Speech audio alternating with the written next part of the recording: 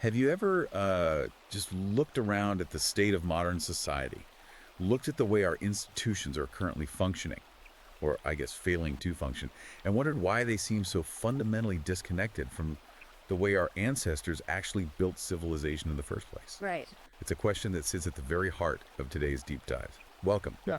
You are a listener who specifically requested a custom-tailored, comprehensive exploration into the history of our institutions, the manosphere, and the arguments surrounding how these systems may have been captured by feminist and Marxist ideologies over the last century. And I have to tell you, we have an absolute mountain of source material to unpack today. We really do. Today's mission is to meticulously examine a new, incredibly dense, provocative, and honestly highly controversial ebook. It's titled Insufferable Spinsters, Feminist Vanguard of Masculine Barren Women, written by Conrad Riker. Quite a title. Yeah, it doesn't pull any punches. The overarching goal for the next hour or so is to lay out the architecture of the author's arguments. We are going to explore his historical perspectives, dissect the specific data he brings to the table, and look at how he believes modern institutions have been entirely reshaped at the expense of traditional biological and societal order. Exactly. But before we get into the weeds, we really need to establish the rules of the road for this conversation. Absolutely crucial. Because this text tackles highly charged, polarizing political and social themes. Our goal today is absolutely not to endorse the author's views, No, not at all. nor is it to take a side. We are here to act strictly as your impartial journalistic guides. We are looking at the what's and the why of the text.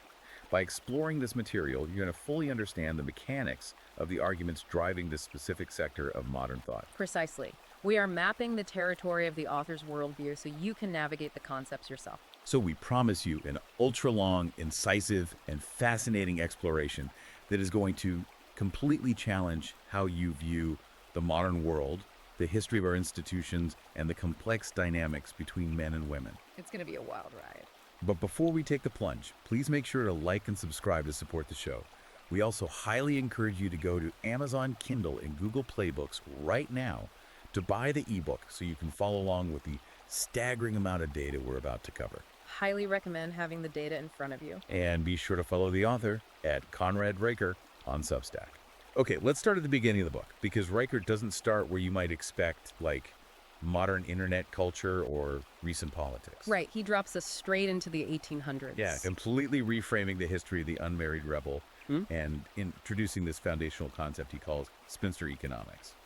It is a really unexpected starting point. What's fascinating here is how the author takes a narrative that is traditionally taught as a triumph of female liberation and flips the lens entirely. I mean, standard historical accounts usually celebrate the mill girls of the Lancashire cotton mills in the 19th century, right? Exactly. These were young, unmarried women earning their own wages away from the farm for the very first time. But the text doesn't focus on their empowerment. It zeroes in on the raw economic leverage they started to accumulate and how disruptive that was. Right, because when we picture these mills, we picture grim, deafening brick buildings, right? Yeah. We don't necessarily picture a financial vanguard. But according to the book's data, these unmarried women collectively withdrew over 30,000 pounds from savings banks in a single year. Which, in the 1800s, is just a staggering sum of capital. It's massive, and Riker points out what they did with it. They funded workers' unions, and they financed emigration for their sisters to escape arranged marriages back home. And through Riker's lens, this financial independence wasn't just a cultural shift. He argues it was viewed as a literal threat to the established social order. Yeah, the thesis presented is that this sudden hoarding of capital by unmarried women directly prompted the 1844 Factory Act. Wait, isn't that usually framed as a benevolent move? Like, to improve working conditions? Historically, yes. But the author argues its actual function was to specifically limit women's earning potential to restore the traditional hierarchy. Oh, wow. He highlights this incredible quote from a factory manager of the era who complained, quote, "Miss Higgins produces more cloth than my wife had children." That quote really sticks with you. The text uses this to argue that this was the Genesis moment, the exact point in history where women began trading their biological legacy for hard economic autonomy. Okay, I track his argument about historical economic leverage in the working class. But how does he scale that up? Because he draws a direct line from those cotton mills to the anti-suffrage movement in 1913. which is a massive paradigm shift. It was a huge aha moment for me. We were always taught about the suffragettes fighting for the vote, but we rarely hear about the women who actively fought against getting the right to vote. It's a historical paradox that Riker spends a lot of time dissecting.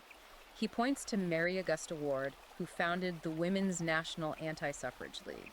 And the data he brings up here is wild. According to the data in the book, a massive 60% of the anti-suffrage posters plastered across London were actually bankrolled by wealthy, unmarried women. Now, on the surface, that looks like intense cognitive dissonance. I mean, why would women pay to stop themselves from voting?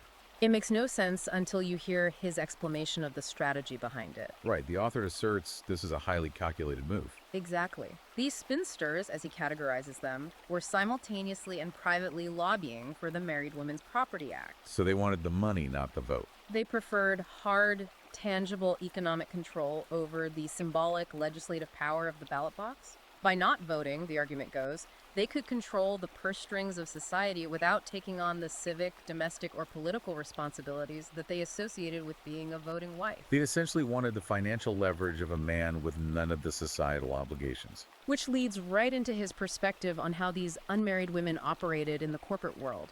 He uses the radium dial painters in the 1920s as his next pillar.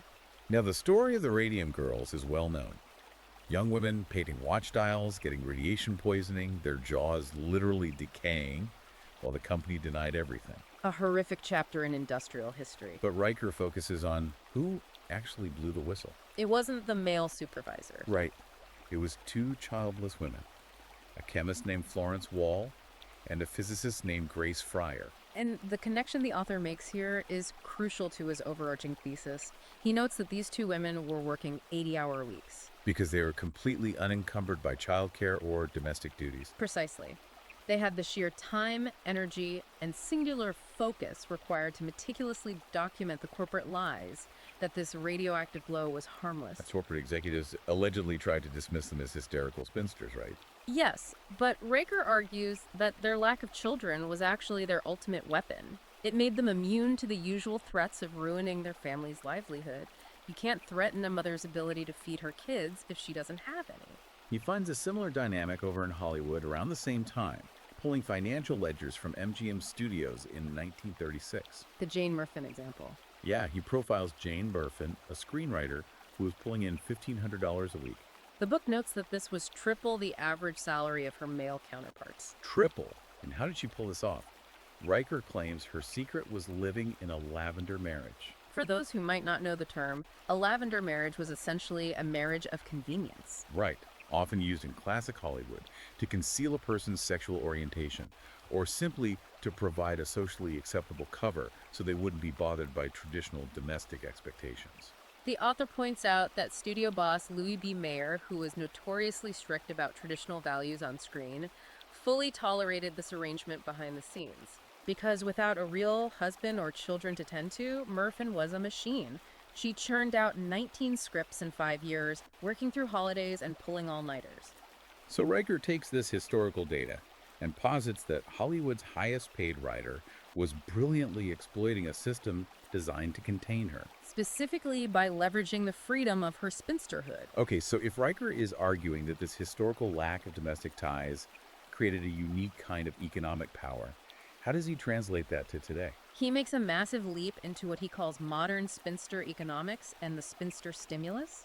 He basically argues that modern childless women are the primary engine of luxury capitalism. It's a bold synthesis. The viewpoint presented in the text is that without the massive generational financial drain of raising children, paying for diapers, schools, larger homes, this demographic is injecting trillions of dollars into highly niche luxury economies.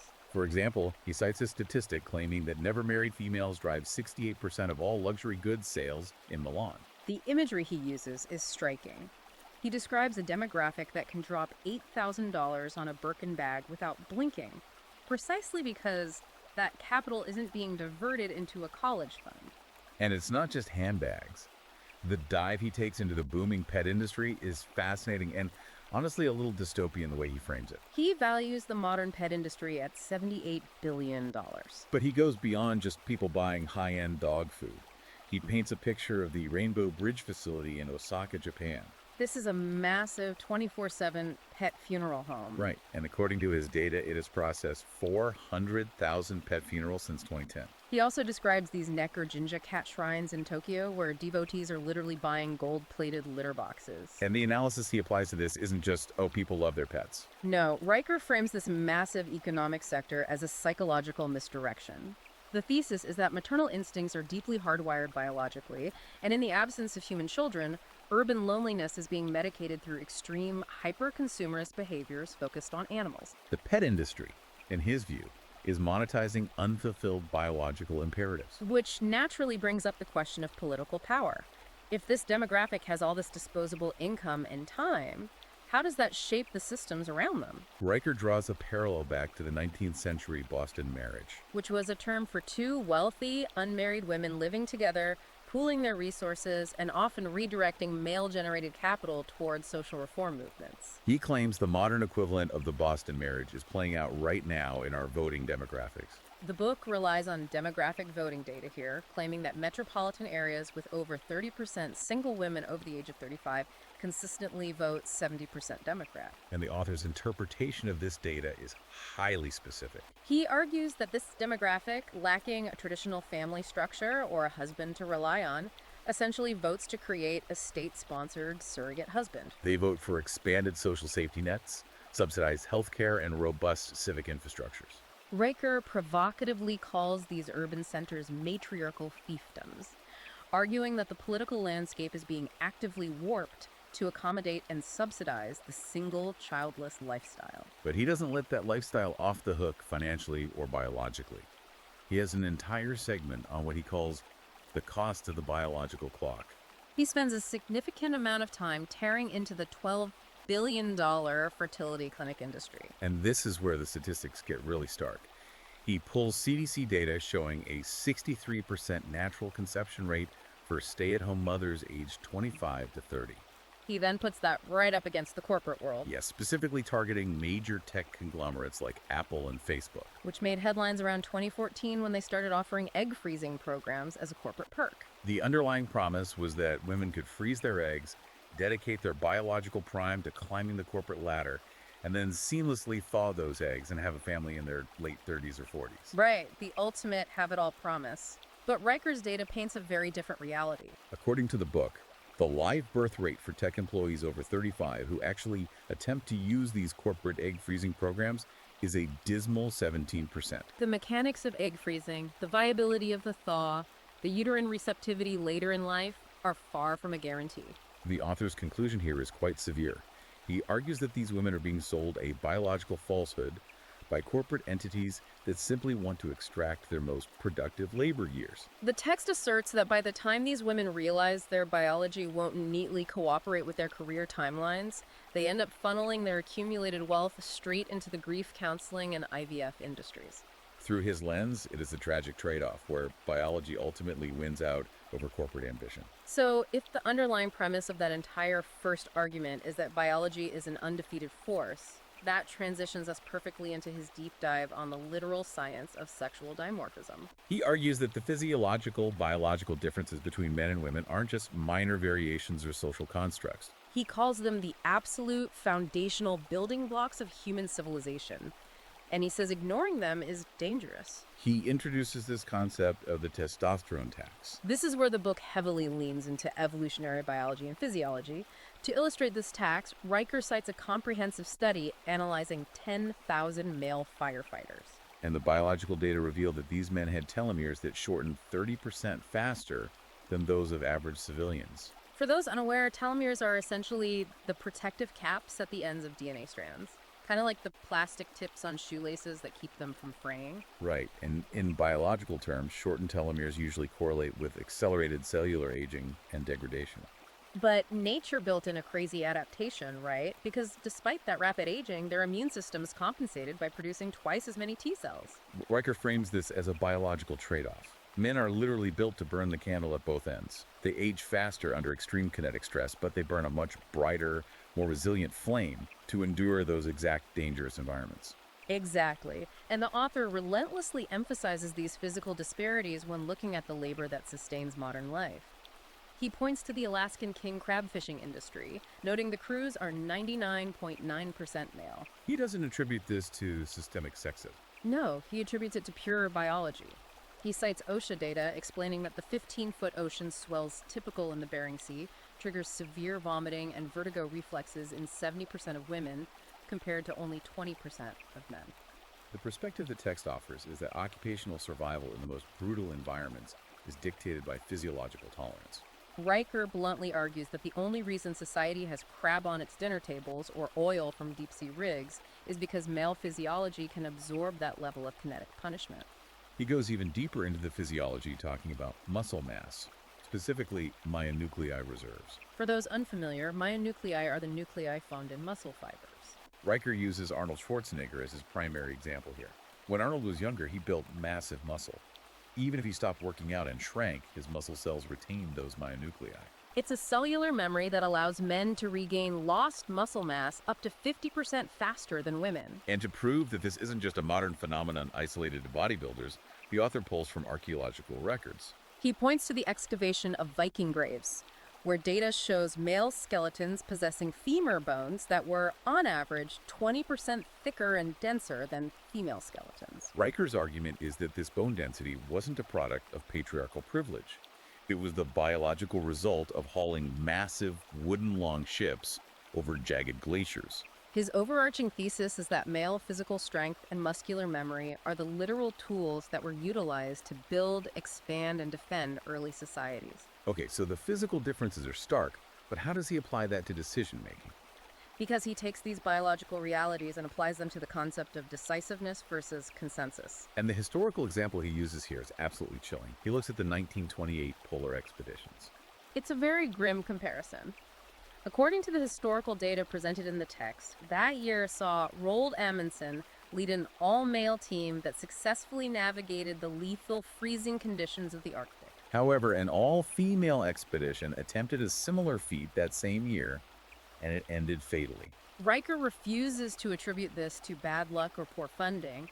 He attributes it strictly to thermodynamics. Right, the caloric math he lays out is brutal. He notes that the baseline female core body temperature runs roughly 0.7 degrees lower than a male's. And in an Arctic environment, the body's primary defense is shivering. But shivering burns about 500 calories an hour. The author argues that because of this physiological baseline, the women on the expedition required an additional 2,000 calories a day just to generate the exact same level of baseline body heat as the men. When resources are scarce and the environment is unforgiving, the text posits that biology becomes destiny. He frames their failure as a tragic but unavoidable consequence of ignoring sexual dimorphism. And he doesn't just leave that theory out in the ice. He brings it right into the modern corporate boardroom. He cites a 1986 study looking at Boeing engineering teams. Now, building commercial aircraft is incredibly high-stakes, complex work. The data he presents claims that when Boeing utilized all-male engineering groups, they solved complex avionics problems 22% faster. Riker argues this is because the male teams didn't waste any time seeking emotional consensus. They defaulted to a rigid hierarchy, argued aggressively based on logic, and executed. He then immediately contrasts that data with a 1992 Boeing experiment where they deliberately instituted 50-50 mixed-gender engineering teams. According to the book, this push for diversity resulted in massive 40% production delays. The author's interpretation of this event is that the mixed teams spent weeks bogged down in debating specifications, trying to ensure everyone felt heard rather than just acting decisively. Riker uses this to assert that unfiltered, hierarchical masculine energy drives tangible results, whereas forced, consensus-driven collaboration actively stifles innovation. To back up that claim that hierarchy is natural, he dives into primatology. He looks at Richard Wrangham's famous research on chimpanzees in the Gombe Stream Reserve. He specifically highlights a dominant alpha male chimp named Frodo. Now, you might think an aggressive alpha just hoards resources and bullies the troop. But the data shows that under Frodo's dominance, infant survival rates within his troop actually tripled. The mechanics of why that happened are what Riker focuses on. Frodo aggressively controlled the distribution of hunted meat, preventing weaker, more chaotic members from hoarding it. Ensuring the nursing mothers and the young receives high-calorie nutrition. The author draws a very direct parallel between this primate behavior and human hunter-gatherer societies. His argument is that male dominance hierarchies are not, historically speaking, oppressive patriarchal constructs designed to subjugate women. Rather, they are ancient evolutionary mechanisms perfectly designed to ensure the survival, protection, and nourishment of the entire tribe.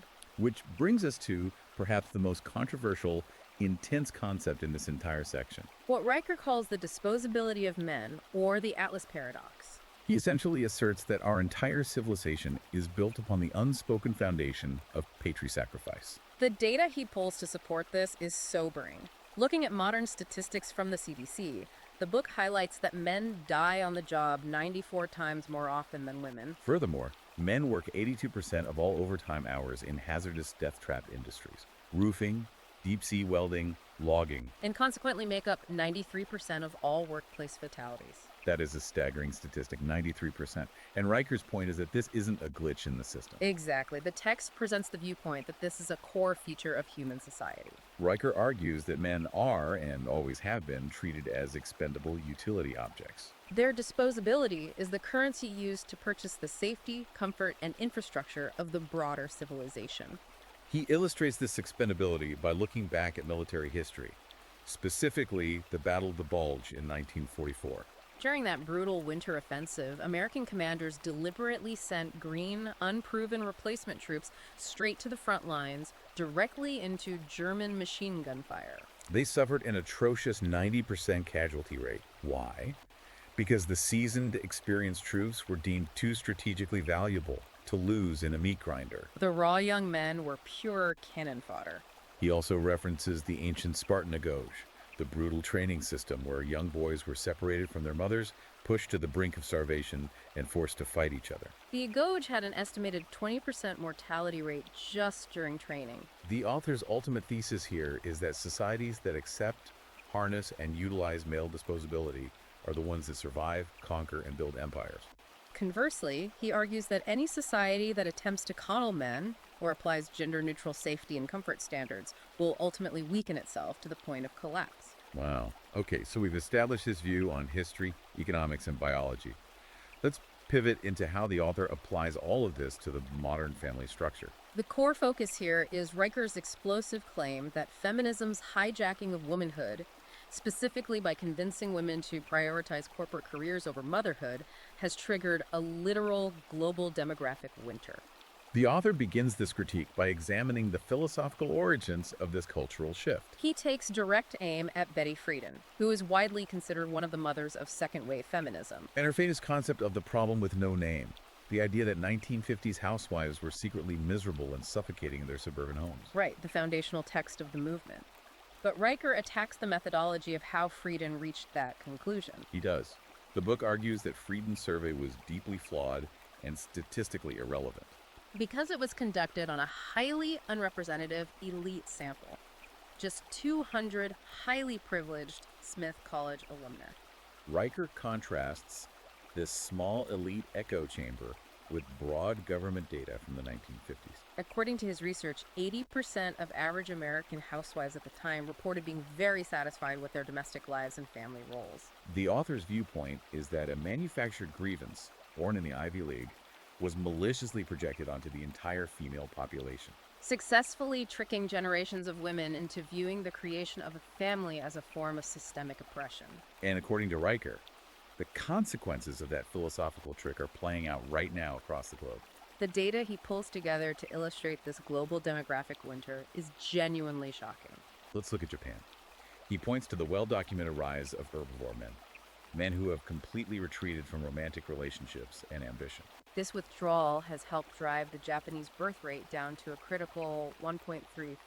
And on the flip side of the herbivore men, he talks about Tokyo's parasite singles. The text describes these parasite singles as women well into their 30s who continue to live rent-free with their aging parents. They spend their disposable income on luxury designer goods, travel, and dining, but absolutely refuse to marry or have children. Riker frames this as a societal paralysis. He sees a similar, but even more aggressive dynamic over in China with the leftover women phenomenon.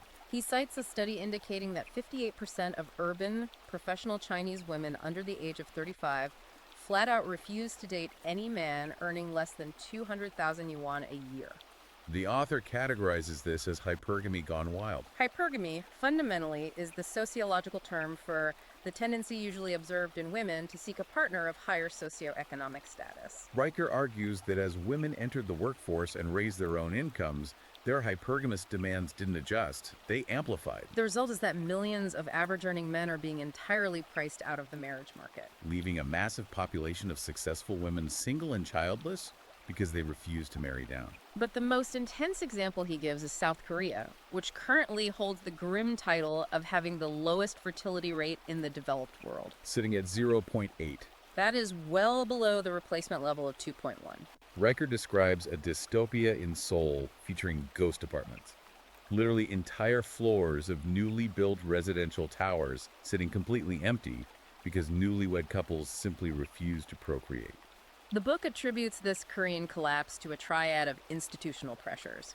First, the grueling Hagwon system. The after-school cram schools that absolutely exhaust the youth, leaving them traumatized by the educational grind. Second, a relentless corporate culture where men are expected to work extreme hours, alienating them from the home. And third, the gold mist phenomenon, which is the Korean equivalent of the leftover women. Yeah. Highly educated, high-earning women who view marriage and childbearing not as a milestone, but as a career-ending burden. The author's synthesis is that when any society prioritizes relentless GDP-driven academic and corporate achievement over the biological imperative of family formation, it is committing slow demographic suicide. Now, you might hear all that and think, well, those are Asian countries with notoriously brutal work cultures. What about the West?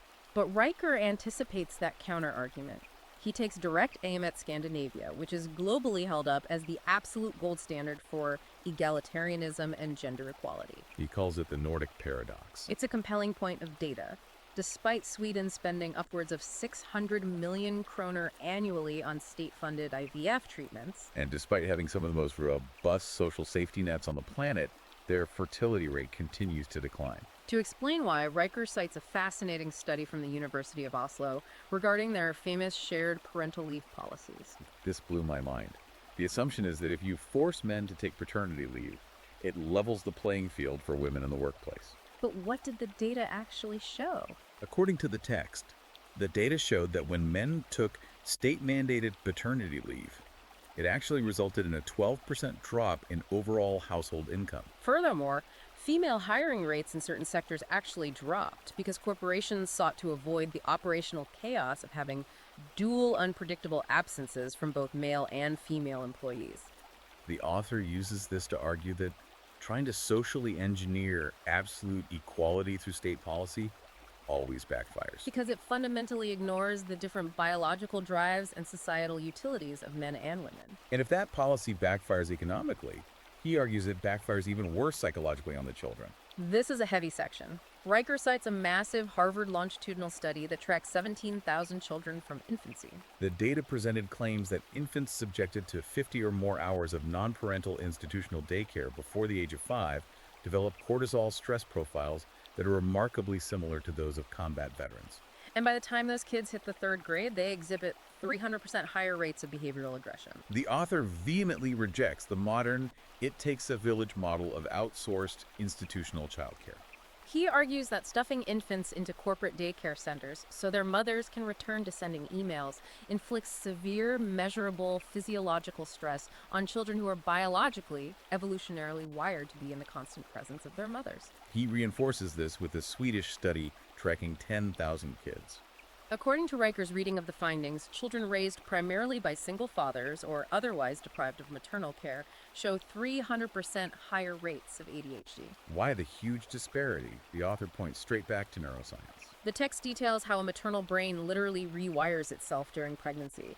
It produces massive floods of oxytocin, the bonding hormone, and develops denser networks of mirror neurons. These neurological adaptations allow mothers to decode nonverbal infant cues, cries, and microexpressions with a staggering 92% accuracy. Fathers, by contrast, max out at around 67% accuracy in decoding those same cues. Riker leverages this hard science to assert that mothers and fathers are absolutely not interchangeable modules. He argues that the modern push for gender-neutral parenting is not progressive. It is actively neurologically harming the mental health of the next generation. So after laying out this catastrophic demographic and psychological winter, what is the author's proposed solution? How does a state fix it? He contrasts two different governmental approaches, Germany and Hungary. Germany poured billions of euros into creating state-subsidized daycare centers, trying to make it as easy as possible for women to be both mothers and corporate employees. The result, their birth rate totally stagnated at 1.54. On the other hand, Riker points to the policies implemented by Viktor Orban in Hungary. Instead of subsidizing the outsourcing of childcare, the Hungarian government offered a radical incentive, a lifetime income tax exemption for any mother who gives birth to 4 or more children. A complete removal from the tax base. Forever. Exactly. And according to the book's data, this direct, massive financial reward for embracing traditional motherhood caused the Hungarian birth rate to jump from 1.23 to 1.56 in just a 3-year span. Riker argues this provides definitive proof that women respond rationally to policies. When a state stops subsidizing corporate labor and starts directly incentivizing the biological role of motherhood, the demographic collapse reverses. Which transitions us perfectly into understanding the male side of this modern dynamic.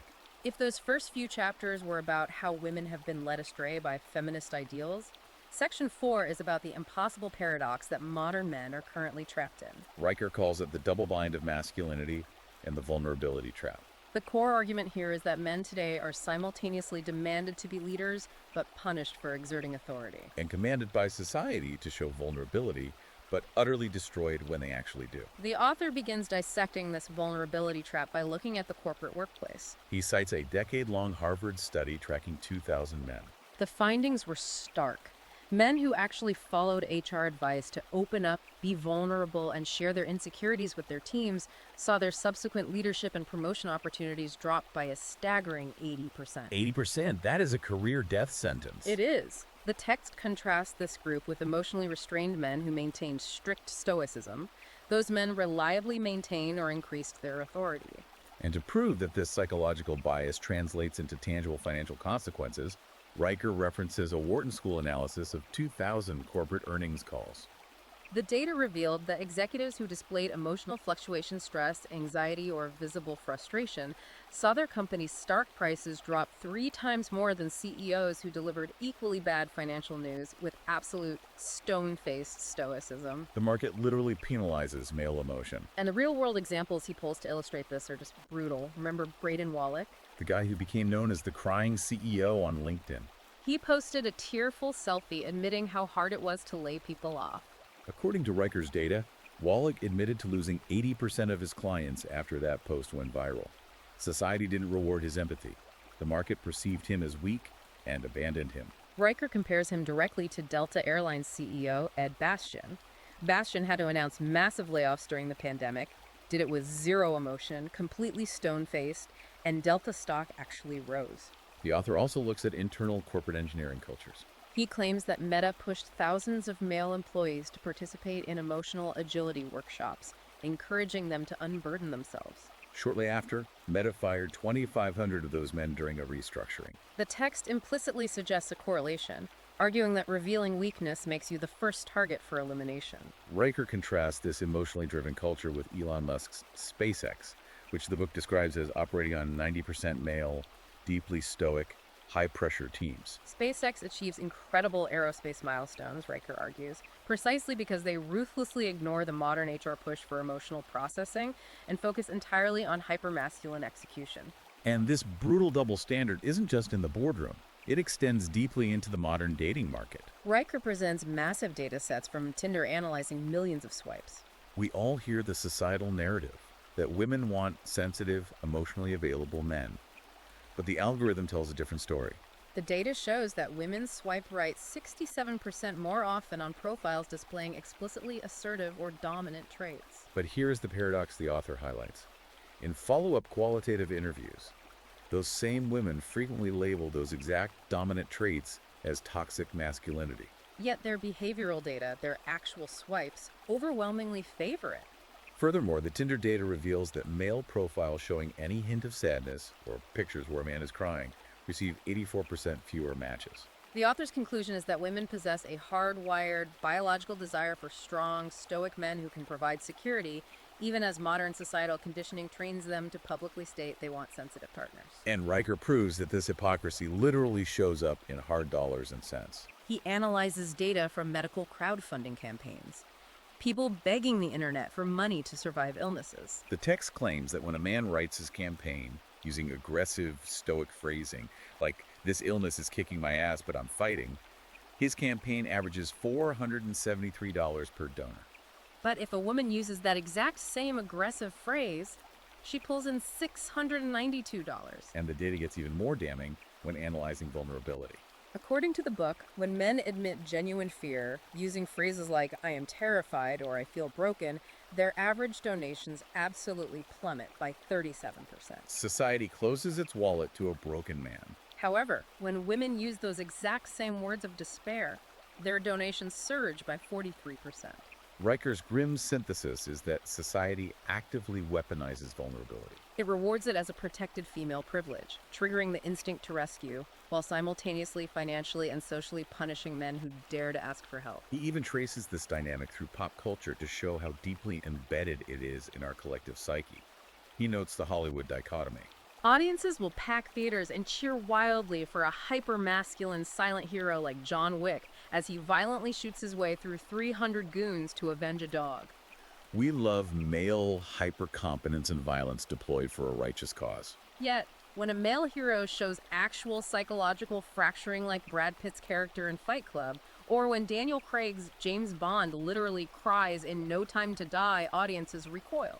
Riker specifically notes that the crying Bond film saw a 22% drop in franchise revenue, correlating the financial loss directly with the character softening. And the author takes this pop culture observation and grounds it in life or death reality using FBI hostage negotiation data. When a crisis is occurring, who do you want on the phone? The statistics presented in the text claim that male negotiators who attempt to utilize modern therapy speak showing vulnerability, empathizing deeply with the hostage taker, only resolve 20% of their standoffs peacefully. In stark contrast, stoic, authoritative agents who establish rigid boundaries succeed 70% of the time. The author's ultimate point is undeniable in his eyes. When survival is truly on the line, society instantly abandons its desire for male sensitivity and demands uncompromising, unfeeling, masculine competence. This relentless critique of modern systems takes us right into the next major pillar of the book: institutional capture and legal warfare. This is where Riker moves from cultural observation to structural analysis. He argues that the very systems governing our daily lives, from the Ivy League to HR departments to the family courts, have been fundamentally, intentionally weaponized against men. He begins this structural critique by looking at education and academia. The author points to the precipitous drop in male enrollment across elite universities, noting that the undergraduate population at Harvard is now down to 43% male. And Brown University has hit a historic low of just 41% male. And he refuses to accept the narrative that boys are just falling behind naturally. He argues this is by design. Yes, the data he provides claims that the bias starts in elementary school. According to the text, boys are punished 4 times more often than girls for exhibiting the exact same energetic behaviors. Riker argues that modern educational pedagogy has been entirely feminized. Schools essentially pathologize normal, rambunctious masculine energy, which leads directly to the massive systemic overprescription of ADHD medication to young boys in order to force them to sit still in an environment designed for female compliance. But his critique of academia gets much darker when he talks about college campuses, specifically targeting Title IX regulations. He spends a lot of time examining the Obama-era Dear Colleague letter. This is a directive that pressured universities to handle sexual misconduct allegations using a preponderance of evidence standard. For those unfamiliar, in criminal court, you need beyond a reasonable doubt, say 99% certainty. The preponderance standard means you only need 15.1% likelihood. It basically means more likely than not. According to Riker's analysis of campus tribunal outcomes under this standard, the results were catastrophic for male students. The text asserts that 98% of men accused of misconduct under these specific campus tribunals were found responsible and expelled. Furthermore, this was often done in closed-door hearings where the accused men were denied the fundamental right to cross-examine their accusers or even see the evidence against them. Riker frames this not as justice, but as an industrial-scale, ideological denial of constitutional due process. He bolsters this argument by highlighting the extreme hypocrisy in campus cancel culture. He cites a very specific documented example from Duke University in 2018. According to FOIA requests published in the book, university administrators actively shut down an initiative called the Duke Men's Project. Now, what was this project doing? It was organized to discuss the sky-high rates of male suicide. But administrators labeled it a platform for hate speech and dismantled it. Meanwhile, the author notes that during the exact same semester, that very same university fully funded and hosted Kill All Men poetry slams, organized by the Campus Women's Center. The viewpoint Riker presents is that these academic institutions possess absolutely zero interest in actual equality.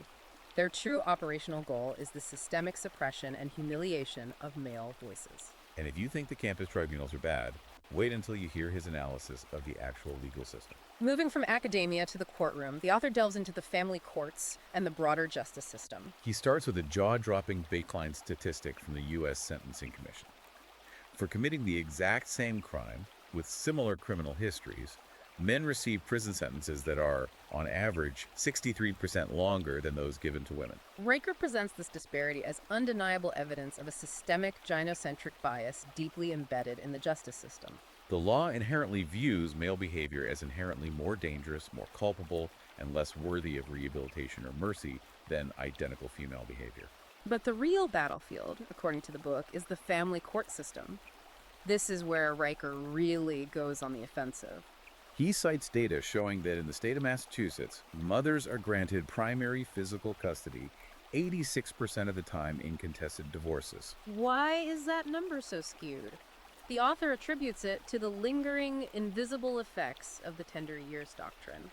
To clarify for the listener, the tender years doctrine was a historical legal principle from the 19th century, which explicitly stated that during a child's early tender years, the mother is the absolute natural default caregiver. While it has technically been wiped from the books in modern law, Riker argues its ghost still haunts every single family court judge's bench, heavily biasing their rulings. And the author tackles the incredibly dark side of modern divorce warfare. He notes a terrifying statistic. 25% of all wrongful convictions overturned by innocence projects stem from fabricated assault or abuse claims that were initially used as leverage in brutal custody battles. Furthermore, he points to a Harvard Law Review study claiming that mothers actively, psychologically alienate children from their fathers in 80% of contested divorces. Riker's searing conclusion regarding the family courts is that the system actively incentivizes this ruthless, destructive behavior. By reliably rewarding false accusations and alienation with primary custody and massive child support payouts, the court essentially hands a loaded weapon to one side of the dispute. Which perfectly transitions us into the financial mechanics of divorce, alimony, and paternity fraud. Riker doesn't mince words here. He calls the entire concept of alimony a racket. He points out that, astonishingly, 32 states still allow for the awarding of lifetime alimony payments to ex-wives. He views this as the state creating a legalized system of indentured servitude, chaining a man's future labor to a dead relationship. But the data he presents on paternity fraud is where his argument reaches a fever pitch. Riker cites explosive statistics from a major London DNA testing clinic, indicating that 1 in 25 men who take a paternity test discover they are raising a child that is not biologically theirs. 1 in 25. That is a staggering rate of deception. And to put a human face on this data, he highlights the harrowing case of a man named Carnell Alexander. Alexander was hauled into court and forced by the state of Michigan to pay over $100,000 in child support across 18 years for a child that a DNA test definitively proved was not his. The justification the court used was that because Alexander had been in the child's life early on, he was the psychological father. And the state prioritized the financial dependency of the child over the biological truth of the DNA. Riker frames this case not as a legal anomaly, but as state-sponsored theft of male labor, demonstrating that the system will happily enslave a man to protect a woman's infidelity. Okay, we have covered hundreds of pages of institutional bias, demographic collapse, and biological determinism. This all builds to the final and arguably most intense chapter of the book, Reclaiming Reason, the Red Pill Arsenal. Riker doesn't just want to complain about the system. He provides incredibly specific, actionable, and frankly extreme strategies for men to survive, protect themselves, and thrive in this hostile environment. Let's look at his advice for legal and boundary defense. First up on his list is what he calls the prenup protocol. The author is absolutely adamant that modern men must protect their accumulated assets aggressively before ever considering marriage. He notes that in the state of California, the introduction of ironclad prenuptial agreements cuts the rate of drawn-out alimony disputes by 90%. However, Riker advises men to go much, much further than downloading a standard legal template. Right, he treats the prenup like a peace treaty between hostile nations. He suggests writing in strict cohabitation clauses. This means if a divorce happens and the ex-wife moves in with a new romantic partner, all child support and alimony payments are immediately terminated by contract. And then he suggests something that honestly sounds like it belongs in a spy movie. Embedding biometric thumbprint scans into the actual signing process of the document. It sounds paranoid, but the author provides a rationale. He argues that in modern courts, a spouse will often attempt to invalidate a prenup years later by claiming they were coerced, heavily intoxicated, or suffering from mental distress when they signed it. By embedding a biometric thumbprint scan, timestamp, and even video of the signing, Riker argues a man creates an impenetrable wall of evidence that the contract was entered into with full, lucid consent. That level of intense paranoia carries over into his advice on daily living. Riker advises men to adopt a lifestyle motto of record everything. After spending chapters detailing how easily a single false accusation can obliterate a man's reputation and career, he provides tactical defense measures. He advises single men to install motion-activated Nest cameras covering all entry points and common areas of their homes. And crucially, to route that footage to secure offshore servers so it can't be subpoenaed or deleted locally. And he goes beyond just cameras. He actually advises men to wear biometric rings like Aura rings that constantly log their heart rate and physiological stress levels. To justify this, he cites a real-world case where a man was accused of violent, screaming domestic harassment at a specific time and date. The man was able to pull his biometric ring data from that exact timestamp, proving his heart rate was resting at 60 beats per minute. Physiologically demonstrating he was completely calm and reading a book, thereby disproving the fabrication entirely. Incredible. And for men who are already navigating the post-divorce landscape, he advocates adopting a persona he calls the spreadsheet samurai regarding child support. He tells men not to just passively pay the state. He advocates subpoenaing an ex-wife's Venmo and bank records, tracking her Instagram geotags to cross-reference her spending, and proving to a judge that the child support money is being used to fund girls' trips to Tulum instead of buying school supplies. Ultimately, his prime directive here is to relentlessly demand 50-50 physical custody, because mathematically, equal time eliminates the leverage of massive child support transfers entirely. Moving beyond purely legal defense, the author provides a highly structured career and reproductive strategy for men. He emphasizes what he calls the career acceleration imperative. To underscore the urgency, Riker presents Federal Reserve wealth data suggesting that a man who has not reached a six-figure salary by the age of 45 faces a 70% lower lifetime wealth accumulation compared to peers who hit that milestone earlier. The compounding interest is simply impossible to catch up on. To ensure men hit that milestone, he advises them to treat their daily schedules with the rigidity of a military campaign. He tells men to break their waking days into 15-minute increments to ruthlessly eliminate wasted time, specifically targeting their golden decade between the ages of 28 and 38. The author's thesis is uncompromising. Absolute financial security and resource accumulation must precede any other life goal, especially romance. Which is why his advice on the timing of fatherhood is so deeply intertwined with this economic strategy. Riker advises a very specific, biologically and financially optimized timeline for men. He tells young men to use their 20s for prototype testing, dating widely, understanding female nature, but refusing to commit. He then says to use the 30s to iterate relationships while building massive resource monopolies. Finally, he advises men to marry and have children in their early 40s. And he actually backs up this delayed fatherhood strategy with science.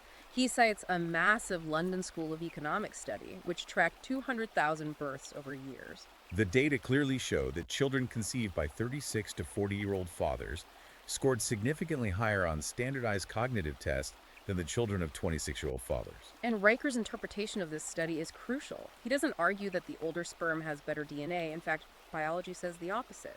He argues that older fathers have accumulated the necessary financial resources, the emotional patience, and the hard-won worldly wisdom to provide a vastly superior, highly enriched environment for the child's cognitive development. By delaying fatherhood until resources are secured, a man ensures the success of his lineage. Finally, the author offers his ultimate and highly controversial solution for men trying to navigate the chaotic modern dating market: chaperone courtship. Riker advises men to completely delete the dating apps, reject modern hookup culture, and return to ancient traditions. He points to sociological data claiming that couples who utilize chaperones or who subject their courtship to strict family and community oversight see their eventual divorce rates slashed by an astonishing 50%. He praises rigid, traditional, faith-based structures for their efficiency and clarity. For example, he highlights the mechanics of Jewish Beit Din tribunals. When a marriage fails in that community, they don't go to secular family court to wage a war of attrition. The Beit Din resolves divorces in a matter of weeks for thousands of dollars less, while maintaining significantly higher rates of functional cooperative co-parenting afterward. The author's ultimate concluding argument is that the modern experiment of unbound, hyper-individualistic romance is a total failure, and that returning to traditional, heavily supervised social structures is the only way a man can safely bypass the chaos and build a lasting family. Okay, let's take a deep breath. We have covered an absolutely immense, sprawling scope of material today in this custom deep dive. It's been a marathon. We have journeyed all the way from the grim brick walls of 19th century Lancashire cotton mills into the physiological realities of the testosterone tax and myonuclei cellular memory.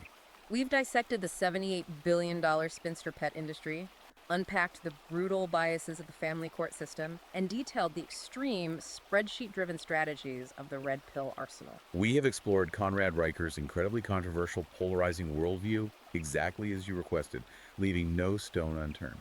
And as a final reminder to our listener, our role today was strictly to serve as your objective, impartial guides through this highly charged text. We have unpacked Riker's data sets, analyzed his historical framing, and mapped out his arguments regarding the capture of modern institutions impartially. We presented the precise mechanics of his worldview so that you can fully understand the arguments driving this specific sector of the manosphere without us putting our thumb on the scale. Absolutely. We want to leave you with a final provocative thought to mull over based on the sheer volume of source material we just digested. If Riker is actually correct, and our modern institutions, from corporate HR departments to academia to family courts, are entirely hopelessly disconnected from the primal, sexually dimorphic, biological imperatives that built human civilization in the first place. What happens to society when the next global scale crisis hits? I'm talking about a true grid-down crisis that requires pure, unfiltered survival instincts. Will our current highly managed consensus-driven structures hold up? Or will raw, unforgiving biology forcefully take the wheel once again? It is a profound question, and one that certainly challenges the very foundation of how we organize our modern, comfortable lives. Thank you so much for joining us on this massive, custom-tailored deep dive. We really appreciate you sticking with us through all of this intense data and history. Please remember to hit that like button and subscribe to the show so we can keep bringing you these deep explorations. We strongly urge you to head over to Amazon Kindle or Google Play Books right now to purchase the ebook Insufferable Spinsters for yourself so you can read and verify the data we discussed today. And finally, be sure to follow @Conrad Matchriker on Substack to read more directly from the author. Until next time, keep diving deep.